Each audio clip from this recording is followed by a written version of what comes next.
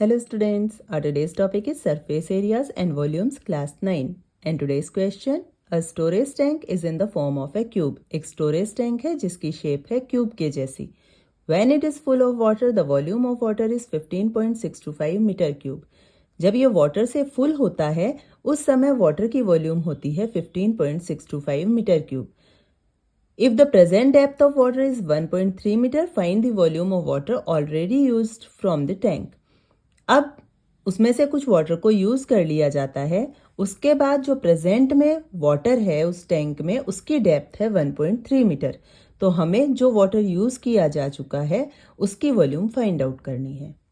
ये है cube shape में स्टोरेज टैंक और इसमें प्रेजेंट में जो वाटर की डेप्थ है वो है 1.3 मीटर तक और हमें फाइंड आउट करना है यूज्ड वाटर की वॉल्यूम. तो सबसे पहले क्योंकि हमें स्टोरेज टैंक की एजेस का मेजरमेंट नहीं दिया हुआ है इसलिए हम पहले इसकी एजेस का मेजरमेंट फाइंड आउट करेंगे. अब क्योंकि ये क्यूब शेप में है इसलिए इसकी सभी एजेस का मेजरमेंट इक्वल होगा.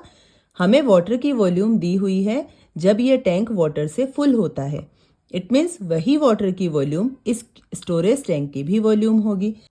तो यहाँ हम लिखेंगे a cube equal volume of storage tank और ए है एज ऑफ टैंक.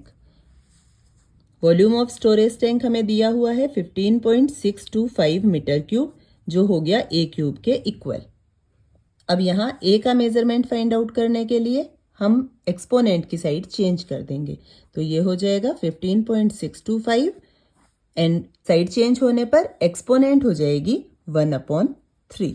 अब 15.625 को हम लिख सकते हैं 2.5 की होल क्यूब और 1/3 पहले से एक्सपोनेंट का यूज यहाँ हुआ है. सॉल्व करेंगे देन 2.5 3 एंड 1/3 को मल्टीप्लाई करेंगे ये हो जाएगा 1. एक्सपोनेंट 1 है it means answer will be 2.5. Volume of used water find out करने के लिए हम 2 वेज का यूज कर सकते हैं. फर्स्ट है कि हम volume of present water find out करेंगे और उसे टोटल वॉल्यूम में से माइनस कर देंगे या फिर हम direct volume of used water find out करेंगे. अगर हम volume of present water find out करते हैं तो हम प्रेजेंट वाटर की डेप्थ का यूज करेंगे. अब स्टोरेज टैंक की सभी एजेस का मेजरमेंट है 2.5 मीटर लेकिन क्योंकि वाटर की डेप्थ 1.3 मीटर है इसलिए जब हम स्टोरेज टैंक में प्रेजेंट वाटर की वॉल्यूम फाइंड आउट करेंगे तब 2 एजेस जो बेस में लेंथ और विड्थ है वो तो 2.5 मीटर ही रहेगी लेकिन हाइट 1.3 मीटर हो जाएगी. इसलिए वॉल्यूम होगी LBH. अब लेंथ और ब्रेथ ये तो 2.5 मीटर है और हाइट को हम लिखेंगे 1.3 मीटर. और अगर हम direct volume of used water find out करते हैं तो वॉल्यूम ऑफ यूज्ड वाटर के लिए टैंक की हाइट होगी 1.2 मीटर क्योंकि एज की लेंथ है 2.5 मीटर और वाटर की डेप्थ है 1.3 मीटर. देयरफॉर यूज्ड वाटर की हाइट हो जाएगी 2.5 minus 1.3 metre equals to 1.2 metre.